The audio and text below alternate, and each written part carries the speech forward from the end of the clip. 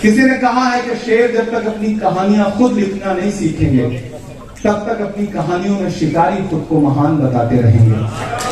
इसलिए अपनी कहानियां खुद लिखने की कोशिशें करिए। ये किसने कह दिया तुमसे कि बस पंक्चर बनाते हैं।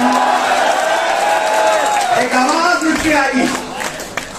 देश की बहुत बड़ी कुर्सी पर बैठे हुए शख्स ने एक पूरी नस्ल को ये कहते हुए ताना दिया, मन से बुरा कहा, पंचर बनाना जैसा। मैं नाम नहीं लूंगा, नहीं आप समझ जाएंगे कि मैं नरेंद्र मोदी जी की बात कर रहा हूं। मैं शायर हूं पहले, बाद में सियासतदान हूं। मैं उन्हें और कुछ कहता, उससे अच्छा मुझे लगा कि मैं उनके नाम एक शेर कर दूं कि ये किसने कह दिया तुमसे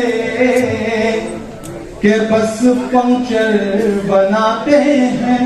तमाम नाम आपकी आंखों में उभर आएंगे जब मैं अगला मिसरा पढ़ूंगा, और यहां से वहां तक कोई भी हाथ खामोश न रहे। ये किसने कह दिया तुमसे कि बस पंक्चर बनाते हैं।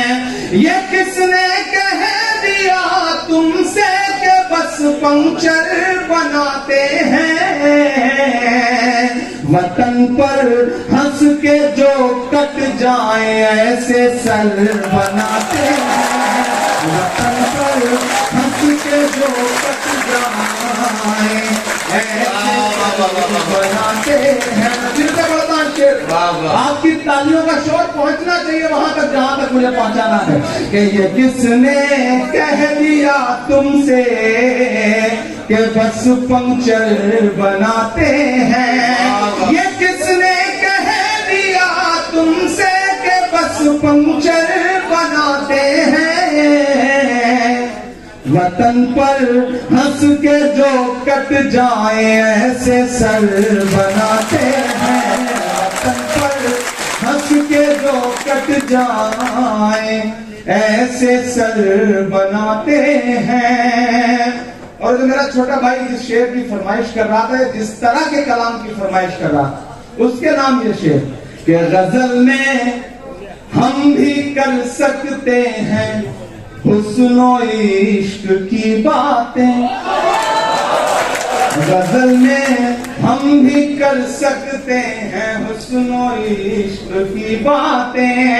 गजल में हम भी कर सकते हैं हुस्नो इश्क की बातें, मगर हालात हमको मोम से पत्थर बनाते हैं। हालात हमको से पत्थर बनाते हैं। और एक शेर पढ़ता हूं, अगर आपको ये लगे कि आपका इमरान सियासतदानों की जमात में जाके बदला नहीं बल्कि आप जैसा ही है, जैसा आप सोचते थे वैसा ही है, तो मुझे उसी तरह की दुआएं भी चाहिए कि उन्हें बुलडोजरों के बाजुओं पर नाज है लेकिन उन्हें बुलडोजरों के बाजुओं पर नाज है लेकिन उन्हें बुलडोजरों के बाजुओं पर नाज है लेकिन हमारा फर्ज है हम बेघरों के घर बनाते। हमारा फर्ज है हम बेघरों के घर बनाते। फर्ज है हम बेघरों के घर बनाते हैं। उन्हें बुलडोजरों के बाजुओं पर नाज है लेकिन क्या कहना। एक नारा है ना कि नफरत के बाजार में मोहब्बत की दुकान खोल रहा हूं, वह शेर में उभर आएगा। उन्हें बुलडोजरों के बाजुओं पर नाज है लेकिन हमारा फर्ज है हम बेघरों के घर बनाते हैं। और एक शेर, शक्ति भाई गुजरात से आते हैं, शेर सुनिएगा कि अजब है कैन वसून का, अजब उनकी कलाकारी। अजब है कैनवस उनका, अजब उनकी कलाकारी। आप दीजिएगा कि शक्ति भाई जब फ्राइडे को पार्लियामेंट बंद हो और ये गुजरात जाए तो लेकर जाए शेर को कि अजब है कैनवस उनका, अजब उनकी कलाकारी। आप पहुंच जाएंगे, इशारे में कह रहा हूं। अजब है कैनवस उनका, जब उनकी कलाकारी,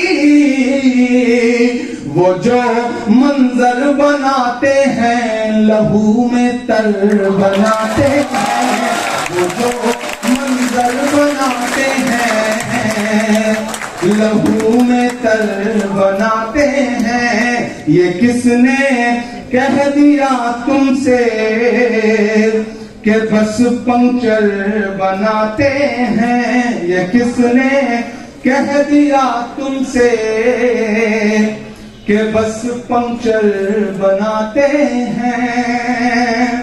दोस्तों मैं बहुत अपने साथियों को मना कर रहा था कि ऐसी कोई शाम मत जुटाओ, क्योंकि ये पूरा जो हफ्ता है वो 1 घंटा 1.5 घंटा 2-2 घंटे नारे लगाते लगाते हालत खराब हो जाती है। लेकिन इन साथियों का इसरार था, अहमद का, शमीम का, वाहिद कुरैशी का, महमूद का, बाकी जो साथी हैं हमारे ख्वाजा बिलाल का, इन सारे लोगों का ये मौका भी ऐसा होता है कि जब वो पुराने दोस्त जिनके साथ गिल्ली डंडा भी खेला है और क्रिकेट भी खेला है वो भी आज आए हुए हैं। तो मैं कोशिश करता हूं कि उनके सामने पिटाई भी की है अब्बू ने, तो वो सारे मंजर मुझे याद भी रहते हैं। तो जब मैं उनसे मिलता हूं तो कोशिश करता हूं कि उनसे मिलूं, ताकि उनके सामने जब भी बैठूं तो अपनी हैसियत का एहसास रहे कि हम कहां से निकले और कहां चल के आए। और आप सबसे भी गुजारिश है कि जिंदगी में कितना भी कामयाब हो जाइए, कामयाबी की चाहे जितनी बुलंदियां छू लीजिए, जो आपके साथ पुराने दोस्त जिन्होंने आपके साथ पढ़ाई की है, जिन्होंने आपके साथ खेला है, जिन्होंने आपके साथ आपके अब्बू के, आपके पिताजी के हाथों पिटने में आपका साथ दिया है, ऐसे दोस्तों को कभी छोड़िएगा मत, कभी उनसे भागिएगा मत। और जो आप जिस माहौल से निकल के आए हैं, जहां से आए हैं, उस पर कभी शर्मिंदा मत होइएगा। मैं गांव से आया हूं तो मुझे फख्र होता है, मैं किसी भी मीडिया चैनल पे बैठूं तो मैं बड़े फख्र से उनसे बताता हूं कि मैं साइकिल से 12 किलोमीटर पढ़ने जाता था, बड़ी मुश्किलों से पैसे जुटते थे, बड़ी मुश्किलों से दोस्तों के साथ जिंदगी ने कितने खूबसूरत लम्हे देखे हैं। और तब एक वक्त था, अखिलेश भाई, मैं अक्सर आप सबसे बात कहता भी हूं, आप इस बात को खुद रिपीट करके सोचना कि जब जेब में पैसे नहीं होते थे तो किसी भी दुकान में जाने के बाद हर सामान अच्छा लगता था, हर सामान खरीद लेने का मन करता था। जब जेब पैसे से भर जाती है, मॉल में चले जाइए, पूरा मॉल घूम लीजिए, एक भी चीज पसंद आने में बड़ी मुश्किल होती है। तो कभी कभी लगता है कि पैसा आ जाने के बाद भी वो सब जो हमें खुश रखता था, जो हमें खुशियां मिलती थी, वो चीजें कहीं जो है वो बदल सी गई हैं। तो वो जो वक्त है उसकी अहमियत जरूर करिए। वक्त की अहमियत होती है, जो अखबार सुबह 5 रुपए का एक मिलता है, वो शाम होते होते 5 रुपए का 1 किलो मिलता है। तो वक्त की अहमियत जरूरी है। और दोस्तों, किसी ने कहा है कि शेर जब तक अपनी कहानियां खुद लिखना नहीं सीखेंगे, तब तक अपनी कहानियों में शिकारी खुद को महान बताते रहेंगे। इसलिए अपनी कहानियां खुद लिखने की कोशिशें करिए। आज इस मशारे में मुबारकबाद लेने से ज्यादा जरूरी था कि मैं अपने उन शायर दोस्तों की महफिल में जाकर फिर से बैठूं, ताकि अपने उन पुराने दिनों को याद करूं जो बड़े खूबसूरत थे, जो बड़े प्यारे थे। मुझे 1-2 नज़्में और सुनाने का हुक्म है, मैं वो सुना दूंगा। पहले लाल किला सुनाने के लिए किसी ने कहा है, मैं वो सुना दूं। हाँ, वो भी सुना दूंगा। हाँ, वो पहले वो सुना देना कि मैं खाक बशर नामियों मशहूर भी न था, शेरो सुखन का घर में तो दस्तूर भी न था। लोग मुझसे पूछते हैं, अब्बा शायर थे, दादा शायर थे? मैंने कहा नहीं भैया, खानदान में 7 पीढ़ियों तक कोई शायर नहीं था, और मैं कोशिश करूंगा कि आने वाली 7 पीढ़ियों तक भी कोई ना हो, क्योंकि मैं जिस दर्द से गुजरा हूं, मैं नहीं चाहता कि और कोई इस दर्द से गुजरे।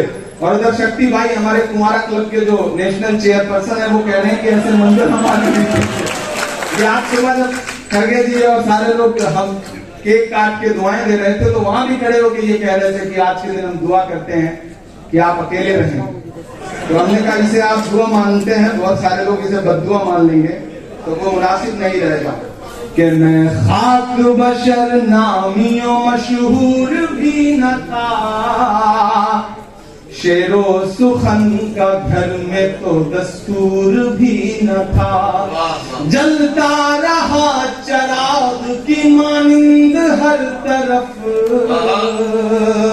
जलता रहा चराग की मानिंद हर तरफ, बुझना मेरा खुदा को तो मंजूर भी न था। हमारे जो साथी बैठे हैं, बहुत सारे लोग हैं जो कुरान को समझते हैं। उसमें एक लाइन है, एक आपके लिए बताऊं, एक सेंटेंस है, वो तो इज्जो मंतशा वो तो जिल्लो मंतशा। खुदा जिसे चाहे इज्जत दे, खुदा जिसे चाहे जिल्लत दे। मैं पढ़ रहा हूं कि मैं खाक बशर नामियों मशहूर भी न था, शेरो सुखन का घर में तो दस्तूर भी न था। जलता रहा चराग की मानिंद हर तरफ, बुझना मेरा खुदा को तो मंजूर भी न था। उसने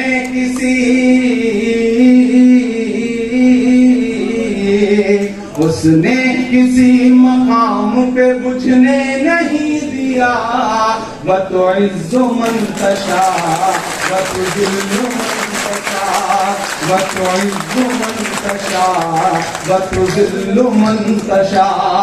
मेरे मुखालिफीन भी समझेंगे फलसफा, मेरे मुखालिफीन भी समझेंगे फलसफा। वतो इज्जो मंतशा वतो जिल्लो मंतशा। के बागी मिजाज था तो सियासत खिलाफ थी, बागी मिजाज था तो सियासत खिलाफ थी। हाकिम खिलाफ थे तो हुकूमत खिलाफ। अगली जो दो लाइनें वो आप सबकी जिंदगी की लाइनें के बागी मिजाज था तो हुकूमत खिलाफ थी, हाकिम खिलाफ थे तो सियासत खिलाफ थी। कश्ती भंवर में थी, कश्ती भंवर में थी, मेरी किस्मत खिलाफ थी, और उस पे ना खुदाओं की नीयत खिलाफ।